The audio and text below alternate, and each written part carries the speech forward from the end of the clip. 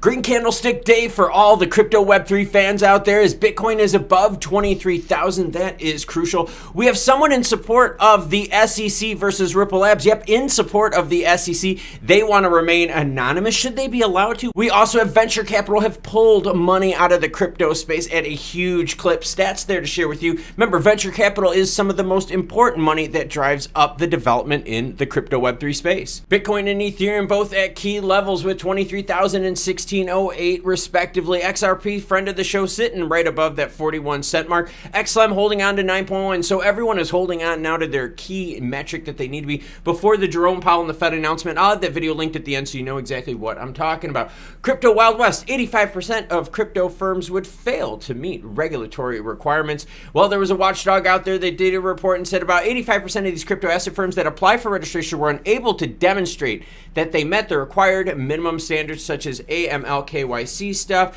Other regulatory risks as well include due diligence, risk assessment disclosures, and transaction and ongoing monitoring. Totally true. The majority of these companies out there, they don't make any money. So the only way that they're able to keep going is people just buying into their stuff, right? And you notice as the market's gone down, like it's been painful for people. But yeah, they do. They cash out their tokens. A lot of these projects do, and they pay for their daily operating expenses. So a lot of these companies wouldn't meet the securities, and also their disclosures are junk. The reality is their disclosures are junk.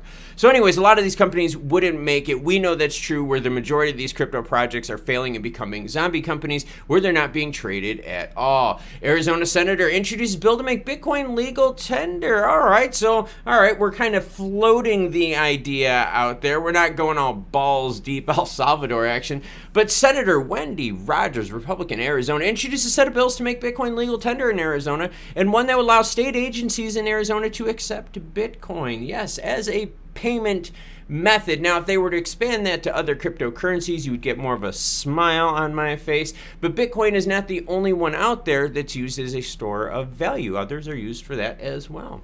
VC's not interested in blockchain anymore as funding almost stopped. Yeah, listen to the stats on this.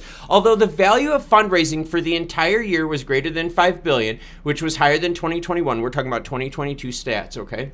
There was a significant slowdown between June and December, specifically in the last 3 months of the year. Funding came in at only $2.3 billion and dropped to $660 million in December.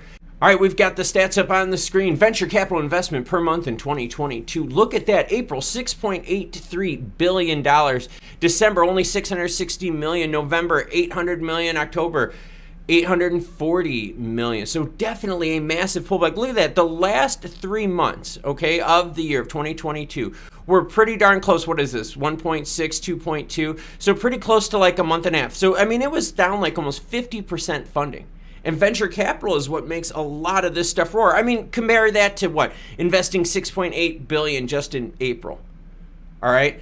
5.9 billion in January. All right, so venture capital money is definitely missing from the crypto markets. All right, diamond hands. Tesla's still holding over 10,000 Bitcoin. Quarter 422 report reveals. All right, so that's one of the good things. These companies that register with the SEC that are publicly traded, they have to totally disclose a ton of information. That's why I led off with this story where 85% of firms would fail to meet standards. That's because the standards held to like Tesla and so forth, okay, are extreme to the point where all their reporting is accurate. You should see the reports that they have to. We've broken them down on this channel before. There's a lot more information. You get further in depth on their books.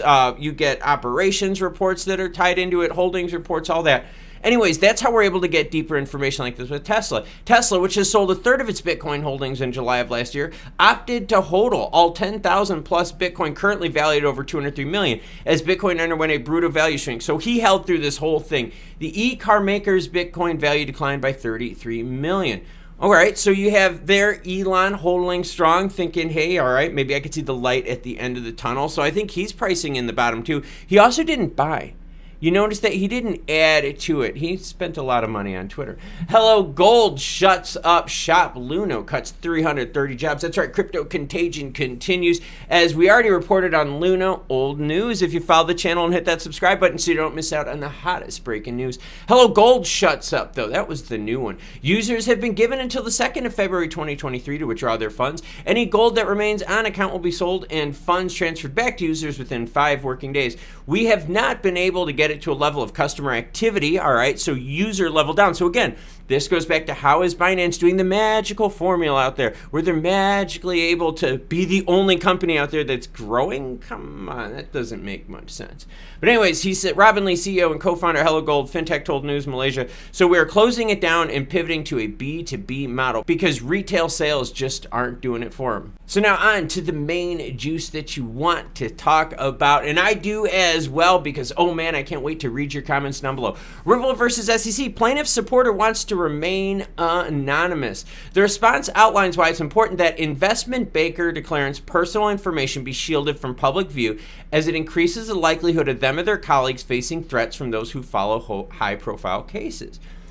I get that, but part of it is, I think, is if you're going to go out there and publicly support a government agency, all right, that's the government agency is public. I think if you're publicly supporting a government agency through a court case like this, I do not believe you should be allowed to remain anonymous.